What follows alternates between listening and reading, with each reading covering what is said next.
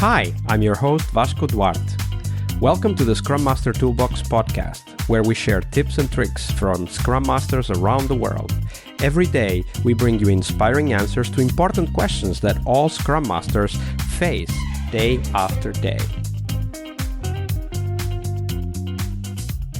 Hello, everybody. Welcome to our Team Tuesday here on the Scrum Master Toolbox podcast. And this week, joining us for the whole week is Gregory Miller. Hey, Greg. Welcome Hey, back. Vasco. How are you? So, Greg, on Tuesdays, we talk teams, of course. But before we dive into that, do share with us, what was the book that most influenced you as a Scrum Master? Yeah, I'm going to go with I read lots of books and believe continuous learning, everyone should be. So the one little book, I'm going to say it, the little book, it's called the Scrum Pocket Guide by Gunther Verheyen. I hope people are aware of that. He's had multiple editions come out, but that one has really done it for me. I do keep it on my nightstand. I refer to it every now and then. I've read through it. I really like Gunther's take on, he calls himself the Scrum caretaker. And I had the pleasure to talk with him once, but I like it because he like me, values the value side of Scrum and Agile, the principles. He dives into why, respect, courage, commitment, all the Scrum values, why they matter. And that's really big on my heart. I don't think that side of Agile and Scrum is candidly talked about enough. But that book's really influenced me because of that. I think everyone should read it. If you think about any classes you've been through, just next time you go to a class, just think about how much they touch on the values and the principles, the behavior side, the mindset side of, they'll teach you they'll spend, I guarantee you, 95% of the time on the process and getting that down, which is fine in the beginning because you don't understand it. But even in my current job, every job I've been a Scrum Master, very rarely are the principles and values talked about. Very rarely is the Agile Manifesto talked about. Some people don't know that there's values in the Scrum Guide. There's 5 values. People may not be aware of that. So that's why I think it's so valuable. I think the mindset and the behavior is very important in Scrum and Agile. And that mindset is so often missing from the teams, like the one we're about to talk about.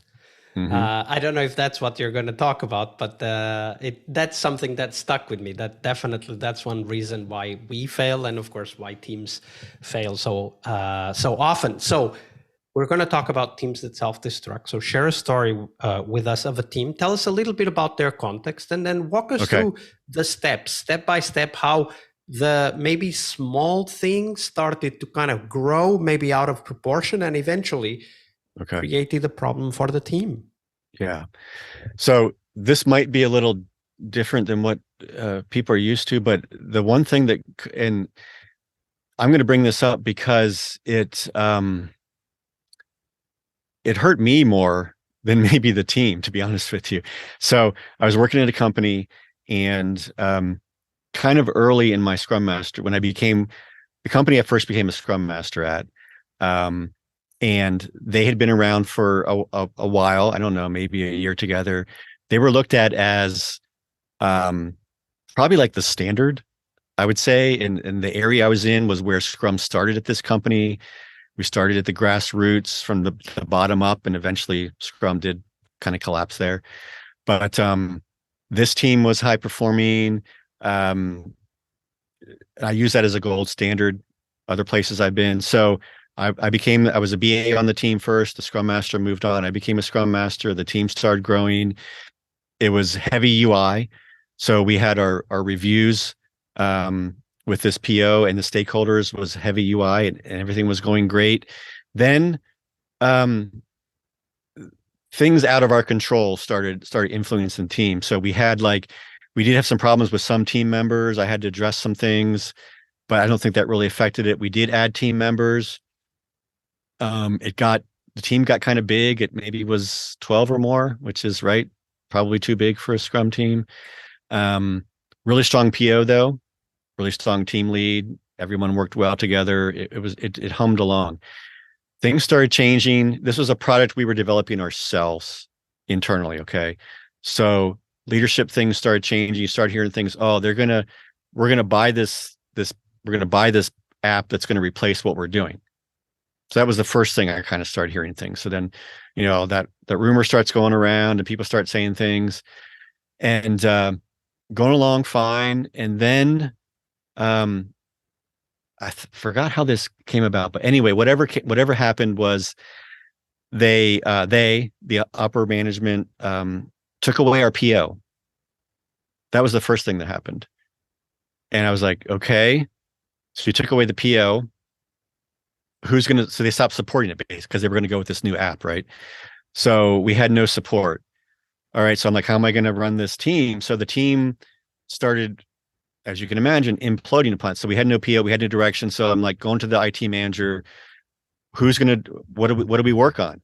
And he started stepping in, trying to help us out. So we just started guessing what to work on, picking up defects or things and trying to see what we could do, but it wasn't a lot. And morale went really down. We were having the ceremonies, but we had retro and morale. They didn't know what to work on. They were just collapsing. And I remember it didn't last very long. I didn't take it for very long. Maybe I would say not more than 2 sprints. Did I go to the manager and say, hey, we can't leave the team like this. Please, whatever you can do in your meetings with the higher ups, please either tell them to disband this team and move the members to other teams, or bring a PO back and support us, but don't leave them like this. And apparently it worked. He went to them. Then PO came, a PO. I don't know if it was our same PO. It might have been a different PO. Came back. We got support. Did a retro, and their morale was back, and they felt better. But what eventually happened was that team did eventually get disbanded, and that I think they did bring in this new app, and the team got disbanded. But that may not sound like a super super destructive patterns to you, but the pattern I'm trying to call out is that for whatever reason, management pulled out the PO and they thought that the team could just exist without that, and they collapsed. So I use that as a lesson to myself to say, hey, this is the best performing team I've ever had, and I use that kind of like as in my own mind to compare my other teams. I never do it with the team, but I compare that, and then I compare that cautionary tale of any high performing team is this close to crashing and burning, right? Just pull one thing out like that, pull out a PO, right? Pull out a team lead or something like that, and that high performing team can crash. So the anti-pattern, destructing pattern would be the loss of support, I guess, from management or the PO. Say the PO decided to check out on his or her own. And not just the lack of support, but also the consequences that come with that eventually lead to the team maybe even doubting the reason for them to exist, right? Like you called it lack of direction. It's not just that the PO isn't there, is that, if we don't know where we're going, like then either, of course, it can happen that we just focus on the work itself, like the tasks, performance optimization, fixing bugs, whatever, and that's okay. Some teams can go a long way just focusing on that, or they eventually start thinking, hey, but this doesn't make any sense. Like, why are we doing this? We want to help the customers, and the stuff that we have on the backlog isn't even relevant. And then that leads to lack of morale, and eventually just, they could have quit. Right? Like you called this a high-performing team before the PO was gone. Yeah. I bet you had good developers and testers, and they could have just left. They could have, yeah. And the one thing I've learned about developers is, early on you hear, all developers just want to code and drink Mountain Dew and pizza and be left alone, right? The stereotype thing. But as I've gotten to know developers, and even on this team, the good ones really, they come to work because they care. I would have developers come to me and be like, you know what? I'm not going to code this. I'm not going to code this story because I don't agree with it. We're going to introduce something that is not right for the I'm like, wow, that level of, I've rarely seen it. I did see it on this team. Right? I did see it on this team. Yeah. And it really impressed me. Yeah. Absolutely. And this speaks to the need for us as Scrum Masters to think about the whole ecosystem for the team. It's not enough that the team is good today. We also need to think about what is going on. What are the dynamics in play that may destroy what is great today, right? And Correct. that's, of course, a topic that not all Scrum Masters even have the time to think about. But this story clearly illustrates a scenario where a great team can be lost if certain attitudes or certain actions are taken. Right. And that's why I said it probably hurt me the most, because I mean, it was a really close-knit team and it was a really good product. A lot of people cared about it. We even had UX people, and I was on calls with them and with the customers, and it was the good people were really good. That's kind of why I say maybe it hurt me the most, because it was a good product and good people. And to see it just, I know executives were making the decision. It's a monetary decision, which happens all the time, right? But that was painful for me. Yeah, absolutely. I can totally imagine how painful it could be. But a great lesson it is also for us, though. Thank you for sharing that, Greg. Absolutely. Tuesday is Team Day here on the Scrum Master Toolbox podcast.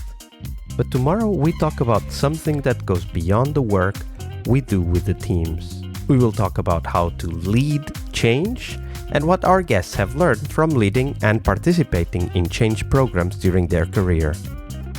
See you tomorrow. We really hope you liked our show. And if you did, why not rate this podcast on Stitcher or iTunes? Share this podcast and let other Scrum Masters know about this valuable resource for their work. Remember that sharing is caring.